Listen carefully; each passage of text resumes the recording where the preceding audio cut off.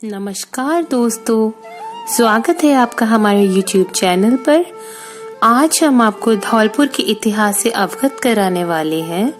लेकिन दोस्तों, अगर आपने अभी तक हमारा चैनल सब्सक्राइब नहीं किया है तो प्लीज़ उसे जल्दी से सब्सक्राइब कर दीजिए और हमारे वीडियोस को लाइक एवं शेयर भी कीजिए, क्योंकि हमारे चैनल पर आपको पुरातत्व एवं इतिहास से संबंधित वीडियो मिलते रहते हैं और मिलते रहेंगे। तो दोस्तों, चलते हैं धौलपुर की ऐतिहासिक यात्रा पर। धौलपुर राजस्थान का एक छोटा सा शहर है जो कि चंबल नदी के किनारे बसा हुआ है। धौलपुर उत्तर प्रदेश एवं मध्य प्रदेश की सीमाओं के बीच में स्थित है। धौलपुर अपनी भौगोलिक स्थिति एवं इतिहास के लिए संपूर्ण भारत में प्रसिद्ध है, जहां इसके उत्तर पूर्व में चंबल नदी के प्रसिद्ध बीहड़ है, तो वहीं दक्षिण पश्चिम में अरावली की पथरीली पहाड़ियां स्थित है। धौलपुर का इतिहास प्रागैतिहासिक काल से प्रारंभ होता है। धौलपुर के निकट मुरैना एवं ग्वालियर से हमें पाषाण काल के अवशेष प्राप्त हुए हैं। इसके अतिरिक्त चंबल नदी घाटी में स्थित सोनेता एवं भैंसौरगढ़ आदि स्थानों से भी पाषाण काल के अवशेष प्राप्त हुए हैं। धौलपुर का जुड़ाव महाभारत काल से भी माना जाता है। धौलपुर से 4 किलोमीटर की दूरी पर स्थित मुचकुंद को महाभारत में वर्णित राजा मुचकुंद की गुफा से जोड़कर देखा जाता है। महाभारत में वर्णित है कि जब श्री कृष्ण का जरासंध से युद्ध चल रहा था, तब काल यवन के वध के लिए श्री कृष्ण उसी गुफा में लेकर आए थे जहां राजा मुचकुंद ने काल यवन को भस्म कर दिया था। अभी हाल ही में हुई खुदाई में यहाँ से प्राचीन अवशेष भी प्राप्त हुए हैं, जिस पर पुरातत्व विभाग रिसर्च कर रहा है। महाभारत के समय यह क्षेत्र मत्स्य महाजनपद के अधीन आता था, जो कि मौर्य वंश के आने से पूर्व तक रहा।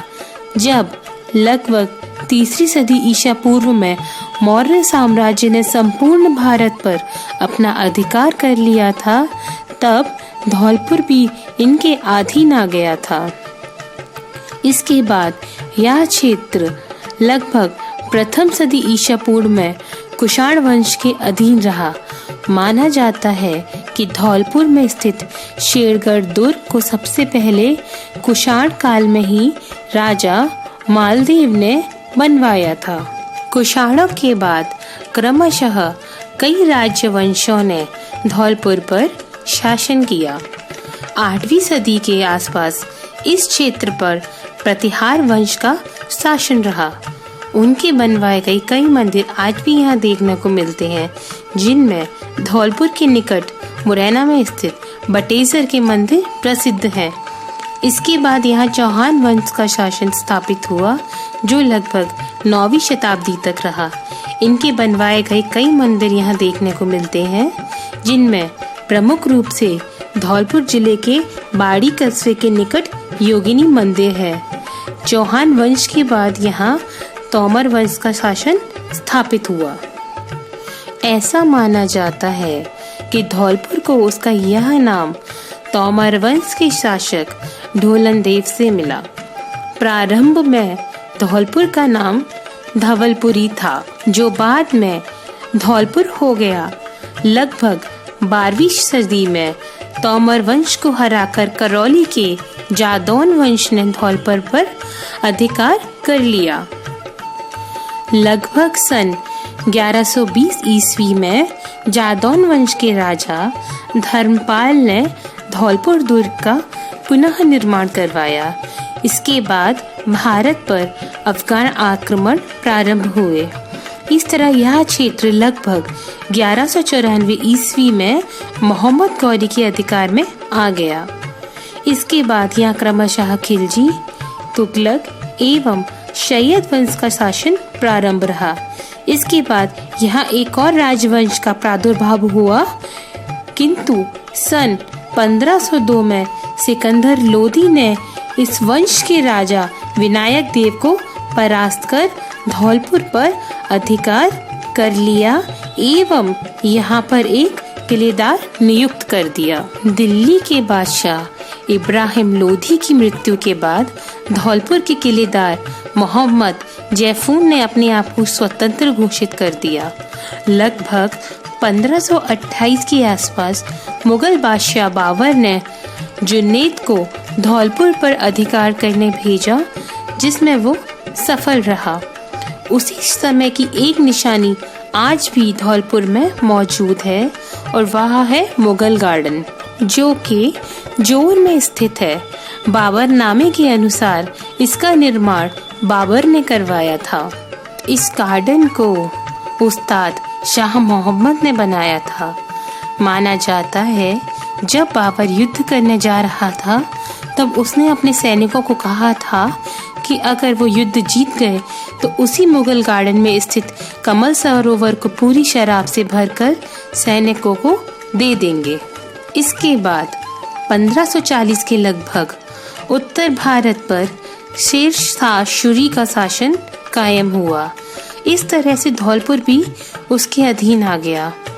शेर शाह ने धौलपुर दुर्ग का पुनः निर्माण करवाया और उसे अपना नाम भी प्रदान किया।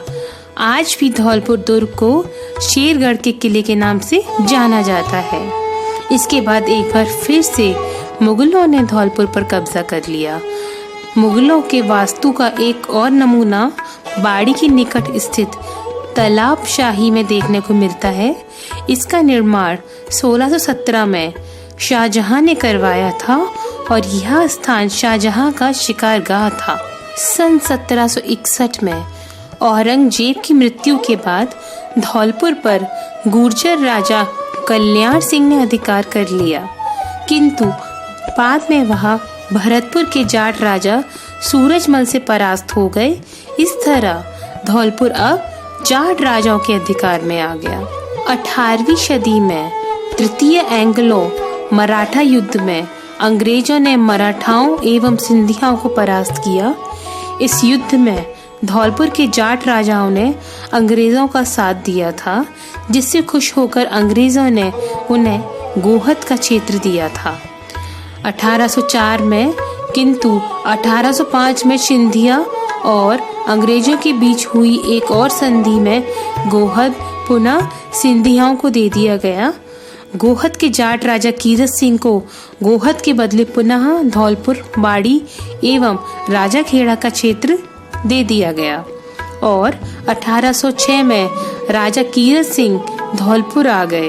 10 जनवरी सन 1806 में धौलपुर ब्रिटिश साम्राज्य का एक प्रोटेक्टेड राज्य बन गया।